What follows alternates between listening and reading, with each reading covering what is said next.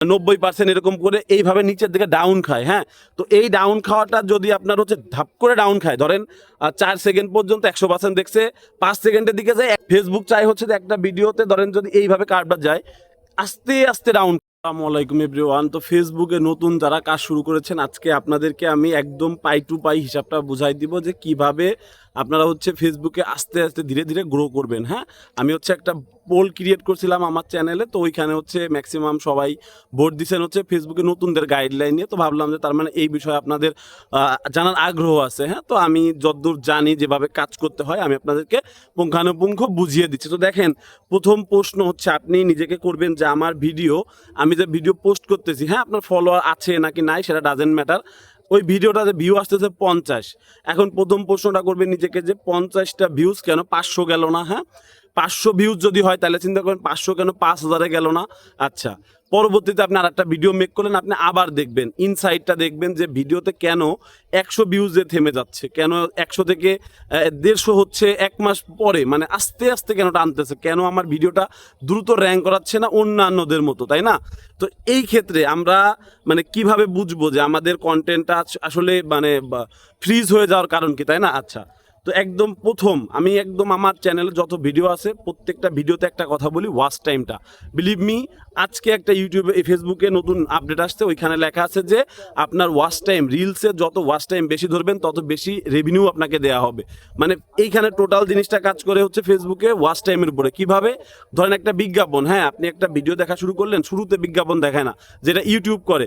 ইউটিউবে একটা video থাম্বনেইলে click করলাম একটা ভিডিও দেখার জন্য, প্রথমেই কিন্তু একটা বিজ্ঞাপন দেখায় দেন আমাকে ভিডিও দেখতে দিবে। বাট ফেসবুকে কিন্তু এমন না। ফেসবুক হচ্ছে ইউজার ফ্রেন্ডলি। ফেসবুকে আপনি হচ্ছে ভিডিও দেখা শুরু করছেন, একটা ভিডিও 30 সেকেন্ড দেখার পরে একটা নিচে একটা অ্যাড আসবে, হ্যাঁ, স্লাইড অ্যাড আসবে নিচে। তারপরে যদি ভিডিওটা 5 মিনিটের হয় তাহলে দেখবেন 2 মিনিট বা 2.5 মিনিট পরে যায় হচ্ছে আপনার বিজ্ঞাপনটা দেখায়।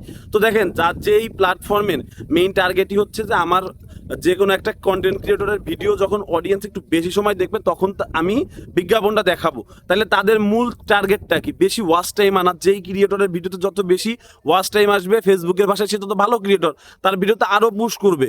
মানে আপনারা একটু সূক্ষ্মভাবে চিন্তা করার চেষ্টা করেন যে একটা ভিডিওতে যত বেশি ওয়াচ টাইম আসবে ফেসবুক তত বিজ্ঞাপন দেখাইতে পারবে।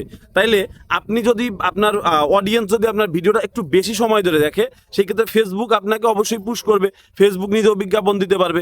আপনার মনিটাইজেশন না থাকলেও কিন্তু আপনার ভিডিওতে বিজ্ঞাপন দেখায় ফেসবুক, হ্যাঁ, ওই একই প্রসেসে।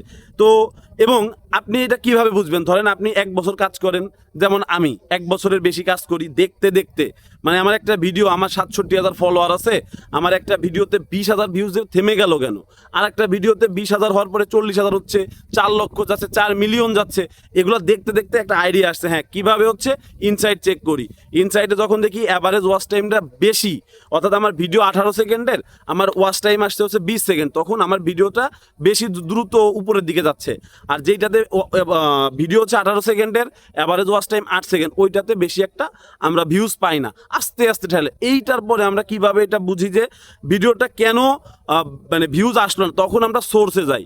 হ্যাঁ, ইনসাইডের মধ্যে সোর্স আছে, সোর্সের ভিতরে গেলে দেখা যায় রেকমেন্ডেশন কত পার্সেন্ট। ধরেন আপনার ফলোয়ার আছে 5 লাখ, আপনার ভিডিও যদি ফেসবুক রেকমেন্ডেশন অন না করে বা রেকমেন্ডেড না করে বা রেকমেন্ডেড পার্সেন্টটা বেশি না থাকে, আপনার 5 লাখ ফলোয়ার থাকার পরেও আপনি ভিউজ পাবেন 10,000 মাত্র। 5 লাখ ফলোয়ারের কাছেও ভিডিও পাঠাবে না। কেন পাঠাবে না?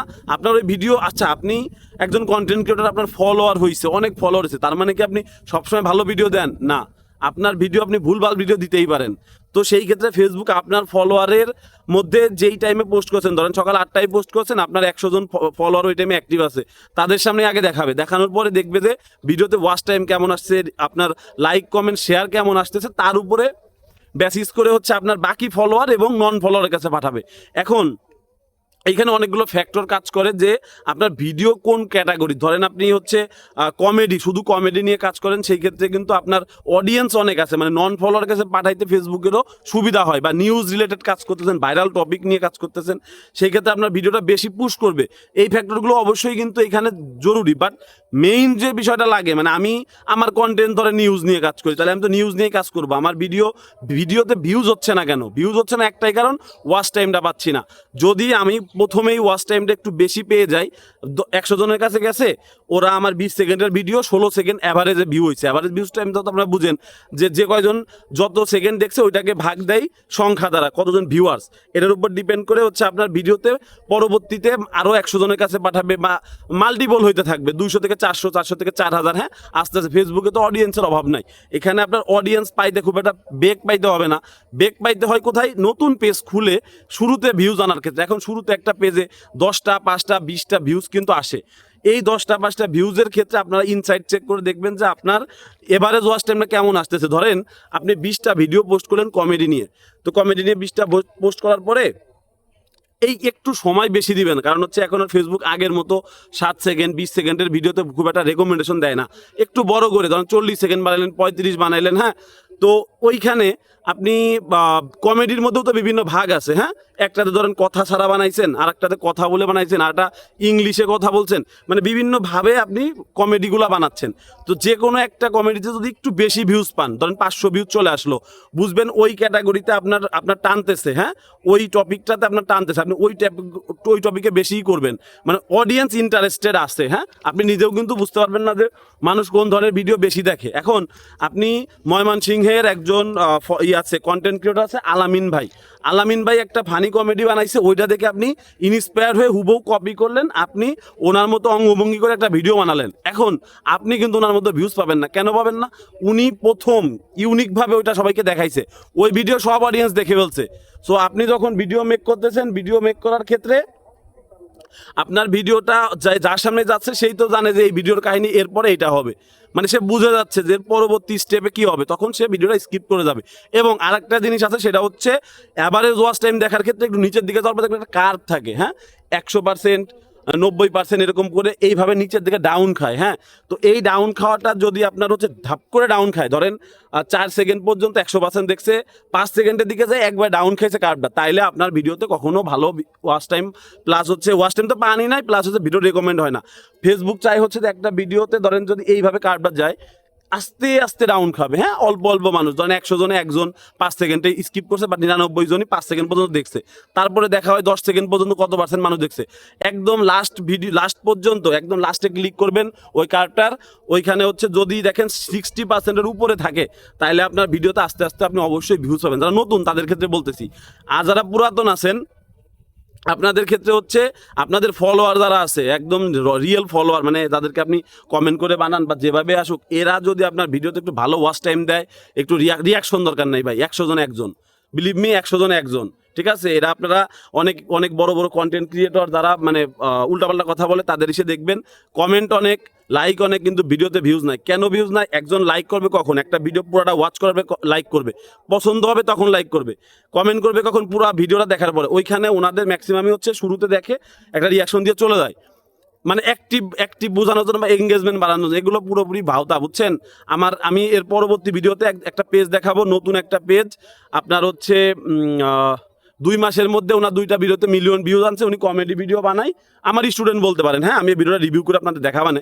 তো উনি আমাকে কালকে ফোন দিয়ে বলতেছে, ভাই কমেন্টে রিপ্লাই দেওয়ার সময় পাচ্ছি না। তা এই কথা আমি অনেক ভিডিওতে বলছি যে আপনি কমেন্টে রিপ্লাই দিতে পারবেন না, আপনার অডিয়েন্স আপনাকে এত কমেন্ট করবে, আপনার যদি কন্টেন্ট ভালো হয়, মেধা থাকে, সৃজনশীলতা থাকে, আপনি কমেন্টে রিপ্লাই দেওয়ার সময় পাবেন না।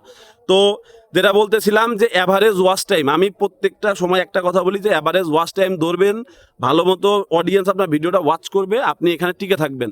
ওয়াচ টাইম ধরতে পারবেন না, আপনি যত বড় সেলিব্রিটি হন, যত বড় মডেল হন, যত মেধা থাক, কাজ হবে না ভাই। অডিয়েন্স যদি আপনার বুংবাং ভিডিও আপনি বানান তাও দেখে, আপনি ভাই টিকে যাবেন এখানে। হ্যাঁ, কিন্তু একটা পথ আছে, মানে সঠিক পথ আছে। এই পথটা হচ্ছে একটা অডিয়েন্স, এক ক্যাটাগরি অডিয়েন্সকে বেছে নিতে হবে। আমি যেমন কার্টুন নিয়ে কাজ করি, বাচ্চাদের টার্গেট করছি। আপনি মেকআপ নিয়ে কাজ করলে আপনি মেয়েদের টার্গেট করবেন। আপনি নিউজ নিয়ে কাজ করলে যারা সচেতন সুশীল মানুষজন আছে তারা নিউজ দেখে, আপনি সেটা নিয়ে কাজ করবেন। একটা অডিয়েন্সকে আপনাকে বেছে নিতে হবে, তাদের স্বাদ, তাদের টেস্ট প্রিফারেন্স, ঠিক আছে, কোনটা পছন্দ করে, এগুলা বুঝে দেন আপনাকে কন্টেন্ট মেক করতে হবে। সরকারি চাকরির পরীক্ষা সবাই দেয়, সরকারি চাকরি কিন্তু সবার হয় না। হ্যাঁ, তাদেরই হয় শুধু যারা হচ্ছে আপনার ওই মেধা থাকে আলাদা, একটু এক্সট্রা অর্ডিনারি হইতেই হবে, বুঝছেন? এটা তো বুঝেনি। তো যাই হোক, অনেক কিছু বললাম, শুধু একটা জিনিসই মনে রাখেন, ওয়াচ টাইমটা ধরতে হবে। আর দেখেন অনেকে বলেন যে ভাই আপনি তো এক কথা ঘুরাই পেঁচাই বলেন, ভাই এছাড়া নাই, এছাড়া ফেসবুকে খুব কঠিন কিছু না। আমি যদি প্রথমে আপনাকে বলি যে কমেন্ট করবেন না, তাহলে তো শেষ, ওইটা আবার পর্ব শেষ। আমি কতবার নতুন নতুন কিছু তো আমি বানাইতে পারবো না। এই একই কথা, ওয়াচ টাইম ধরতে হবে। একটা অডিয়েন্সের স্বাদ প্রিফারেন্স বুঝে ওই ধরনের অডিয়েন্সের জন্য ভিডিও বানাবেন, ভিডিও মেক করতে থাকবেন, কৌশল দেখবেন কিভাবে ওয়াচ টাইম আসতেছে কিনা, না আসলে ভিন্ন ভিন্ন ধরনের টপিক নিয়ে কাজ করবেন। ক্যাটাগরি সেম থাকবে বাট ভিন্ন টপিক নিয়ে কাজ করবেন, হ্যাঁ, বা ভাইরাল টপিক থাকতে পারে। তো এর বাইরে বলার মতো আর কিছু নাই কিন্তু ভাই, বুঝছেন, আমি আপনাদের গাইডলাইন দেই যেহেতু, আমি এগুলোই তো বারবার বলবো, তাই না? আচ্ছা, আর একটা জিনিস বলি, সেটা হচ্ছে কেউ যদি পেজ বিক্রি করতে চান আমার সাথে যোগাযোগ করবেন। আর হচ্ছে ভালো দাম পাবেন। হ্যাঁ, আমি পেজ কিনি, আমি কাজ করতেছি, তো মনিটাইজেশন অন থাকতে হবে। আপনারা যদি কাজ না করতে পারেন আমাকে দিয়েন, আমি যেহেতু অ্যালগোরিদম নিয়ে কাজ করতে পারি, আমি হচ্ছে এগুলাতে কাজে লাগাবো। আর হচ্ছে আপনাদের যদি কারো পেজে ইস্যু থাকে, হ্যাঁ, লিমিটেড অরিজিনালিটি হোক, টুকটাক যত ইস্যু আছে আমার সাথে যোগাযোগ করবেন, সলভ করে দেওয়া যাবে, কোনো টেনশন নাই। হ্যাঁ, বিশ্বস্তভাবে আপনি যে কোনো জায়গায় টাকা দিলে মারা খাইতে পারেন। সো যেহেতু আমার ফেস ভ্যালু আছে, আমাকে চিনতেছেন আপনারা, আমি তো এই চ্যানেলে থাকবো, আমার ফেসবুক আইডিও সবার সাথে আপনারা হচ্ছে ফলো করে রাখছেন, তো বিশ্বস্ততা জায়গা ঠিক থাকবে, আপনারা কাজ হবে তারপরে টাকা পে করবেন। হ্যাঁ, যদি আমার কাছে লোক আছে, আমার কাছে এক্সপার্ট আছে, তারা কাজ পারে, আমি নিজেও তাদের কাছ থেকে সলভ করাই, তো তারা আমাকে বললো যে ভাই আপনি হচ্ছে আপনার অডিয়েন্সের কাছে এটা বললেন, যেহেতু ফেসবুক নিয়ে সবাই কাজ করে, যদি আপনাদের ইস্যু থাকে আর কি, হ্যাঁ, ধরেন কোনো ইস্যু আসছে, পলিসি ইস্যু, যে কোনো ইস্যু আসলে সলভ করে দেওয়া যাবে। তো এই হচ্ছে কথা, ভালো থাকেন সবাই। আর ইনশাল্লাহ নেক্সটে আমি আমার ওই ভাইয়ের পেজটা আপনাদের রিভিউ করে দেখাবো, যে মাত্র 129টা ফলোয়ারেও যে ভিডিও 2.7 মিলিয়ন ভিউজ হইতে পারে। এবং তার রিসেন্টলি কালকের ভিডিওটাও ভাইরাল হয়েছে, সব মিলাই সে ফলোয়ার পেয়েছে 2500, একদম অর্গ্যানিক ফলোয়ার। হ্যাঁ, তো দেখাবানি ইনশাল্লাহ, ভালো থাকেন, আসসালামু আলাইকুম।